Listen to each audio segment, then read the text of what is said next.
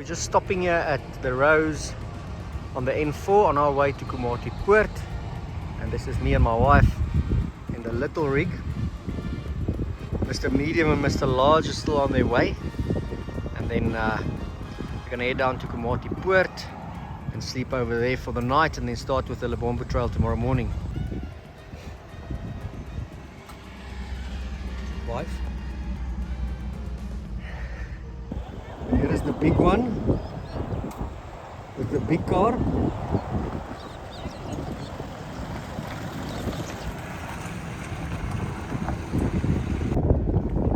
Hello, big one. How you, Dirk? Good news? Good, good. Goed en jij? Je raar? Hij is laag, net gaat 12 verder in. Oh, lekker. Hoi. Dat is lekker. Oh. And this is the medium one with the medium car. Hello, medium.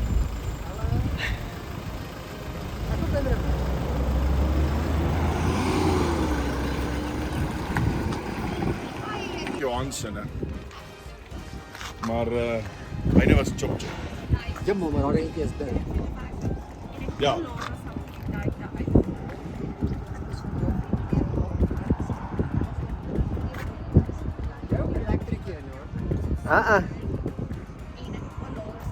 So in massive anticipation, we've started this morning at Komati Poort, and Theo is still in Malalaan to sort out his vehicle. You'll probably catch up with us at Sabi at about 3 p.m. this afternoon, but we've just had a bit of a traffic jam with an elephant standing in the road. He doesn't want to give way for us. And then we've seen elephant, we've seen impala, wildebeest, giraffes already this morning. But beautiful scenery, and only really starting the excursion now.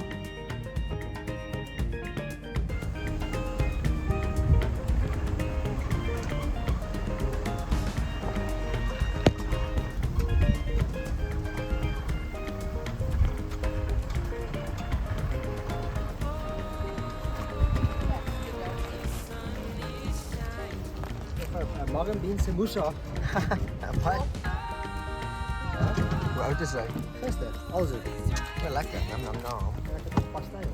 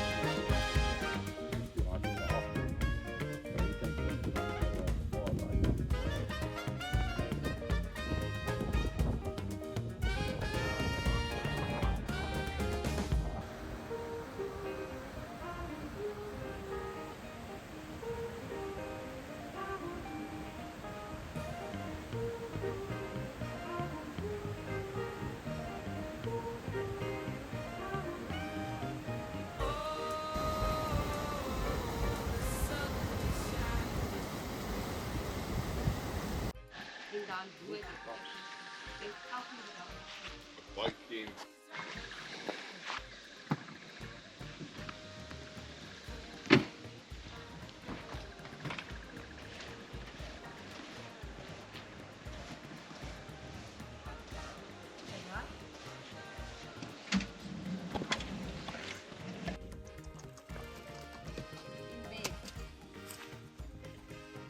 Ons kan die klein keteltjie gebruik om die melk te kook. En as dit 'n vragger.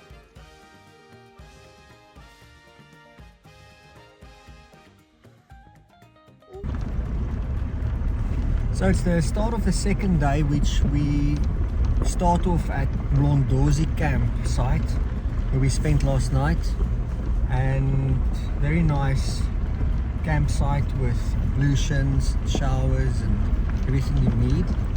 and now we're heading on day 2, which we don't visit a camp, so, or at least one of the main rest camps. So it's about 160 k's, where yesterday was about 70 kilometers, and then apparently the camp is somewhere between Mlondozi and Olifants. So not sure where exactly it is, but we are on our second day now. Overcast weather and actually very cold. Well, not cold, but chilly today. All right, and we've seen a wild dog this morning, and the other car saw an hyena, and other than that, not much game viewing so far today.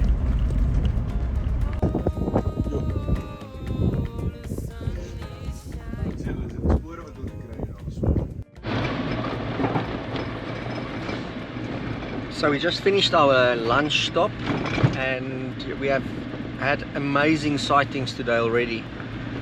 This morning we saw 2 wild dogs at a watering hole, and then the other cars saw hyena, which we didn't see, and then we had the most amazing leopard sighting. We had to take a detour because there was road damage on the Lebombo Trail, so we had to take a detour past the Voliter Memorial, and basically on the way there on the tar road we saw an amazing sighting of a big male leopard that was just marking his territory. It was amazing, probably the best sighting I've ever seen of lion in the Kruger Park. And then next to the Harry Voliter Memorial we saw a pack of lion of 14 strong, basically lionesses and young males, which was an amazing sighting as well. So it's about 1 p.m. and we're still heading to camp 2 of the Lebombo Trail. Not sure how long that is going to be, probably another 3 hours or so, and then we will probably a cold evening for our second evening.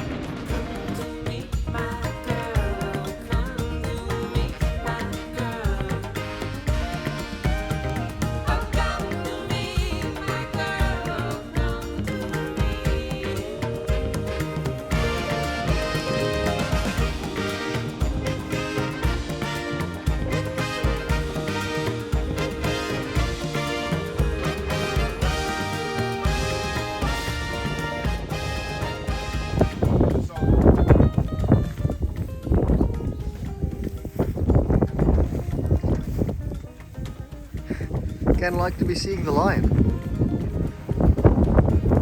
It's a group. Ja. Steek amper klaar. Leftovers. Sê op vir my asseblief ek wil hoor. Nico, asseblief kom help steek eet.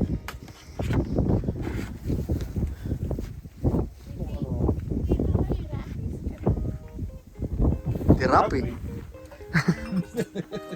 Die rappie.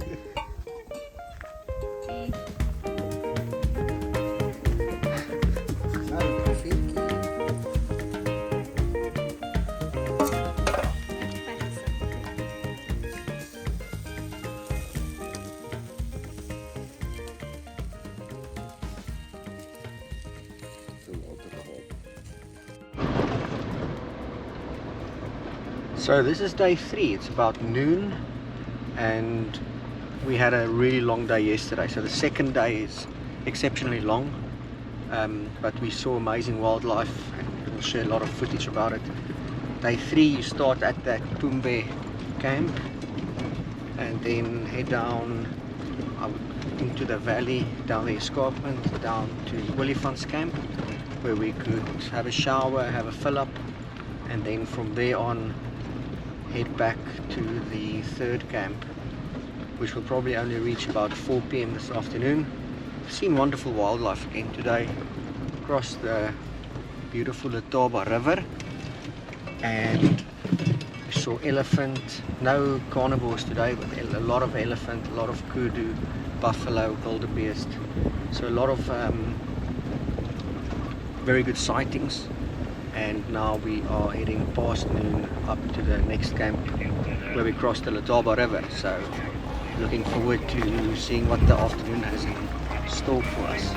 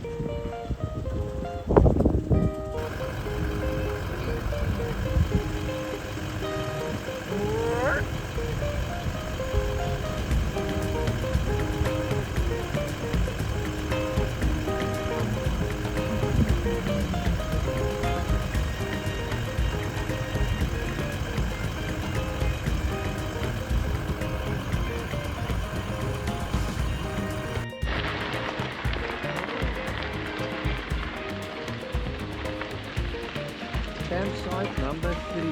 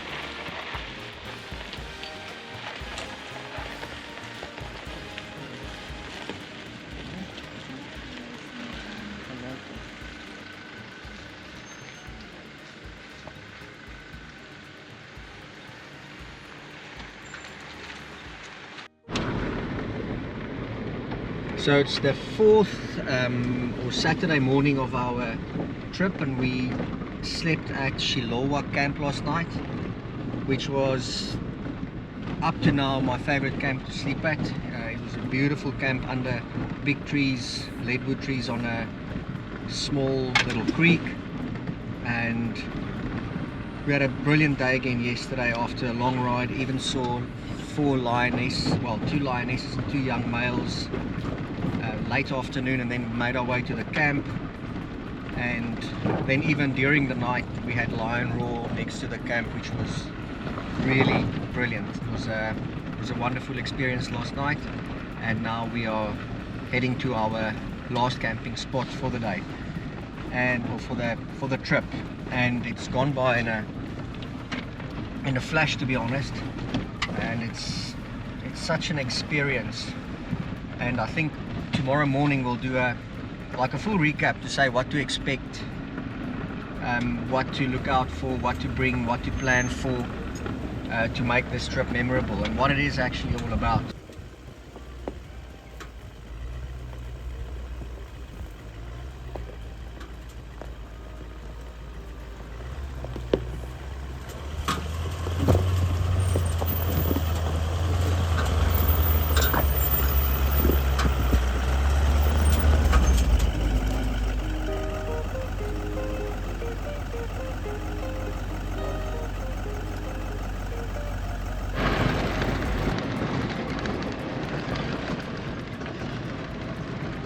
So Nicole just brought us to the, wat sê ek nou? Watergat. To the watergat. Groot So Nicole brought us to the Grootvlei Dam just for a quick drive-by, and then we saw amazing wildlife for about an hour. 3 basically lion sightings, 2 male and 2 female, and then another lioness that was on her own, and a lot of elephant, tsetse, zebra, hippos, and we spent an hour here. It was absolutely amazing. And then Nicole said it's the first time ever that he's done the Lebombo Trail that he saw lion for 3 days in a row. So we've been extremely lucky with our sightings. Very, very happy with that. And my wife and I had an argument this morning as well, because I was ignoring her. I wasn't listening to my wife, and I didn't say sorry. So I want to teach the men to say sorry.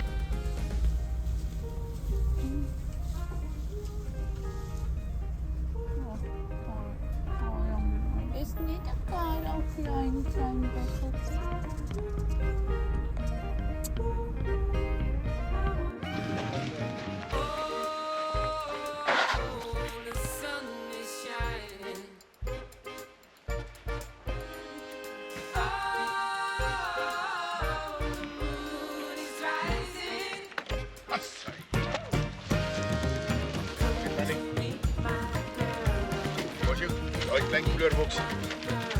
So my klein karretjie. In die bos. So basically just a recap of our last evening, and we're just heading up to Poort now. And last night we were supposed to sleep at Shilowa camp, and as we arrived there was other people in the camp, so apparently they arranged with one of the supervisor and aid rangers.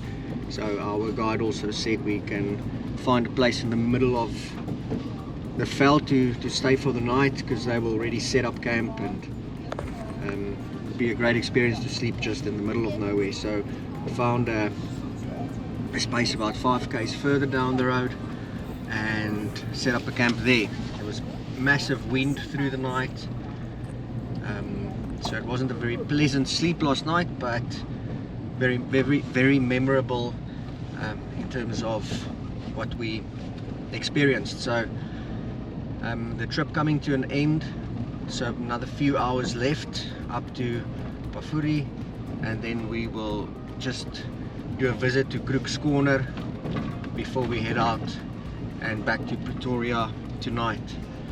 But it was an amazing trip. It's been such an experience, and as I was consulting with my fellow travelers on what is the main things to basically consider when coming on the Lebombo Trail, or to expect. So basically the first thing is the time of year you want to do it, and it's only open in the drier months between the 1st of April and then the end of October. We did it in August, and it is probably one of the best months to do it. You've got very low vegetation, so great for sightings. Not a lot of leaves on the trees, so you can see quite far into it.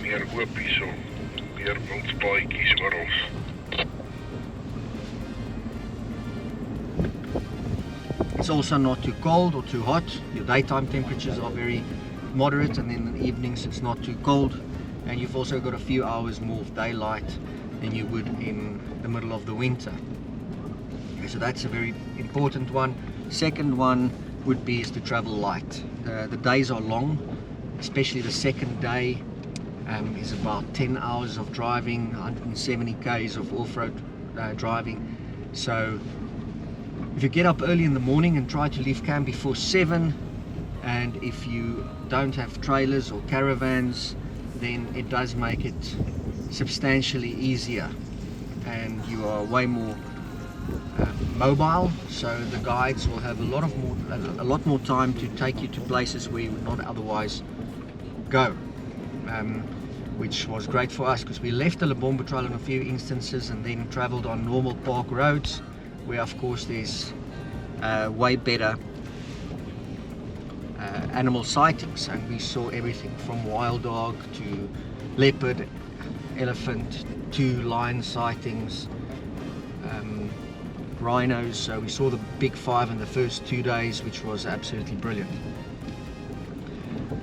Yeah, so try to not take a trailer or caravan and do it as light as possible.